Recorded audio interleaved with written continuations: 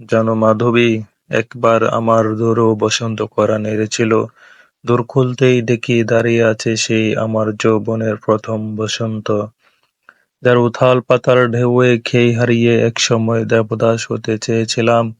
জানো মাধবী, আমার মস্তিষ্কে কবিতার জন্ম তারই অনুপ্রেরণা। বাসন্তী রঙের স্মৃতিপটে জলছবি, প্রথম কবিতা, ভালোবাসি ভালোবাসি ভালোবাসি। মহাকাব্য জোড়া তারই অভাবে, ছেড়ে দেওয়া বন্ধু, মজলিসের আড্ডা। জানো মাধবী, সবেমাত্র কৈশোর পেরিয়ে যৌবন আসি আসি করছে।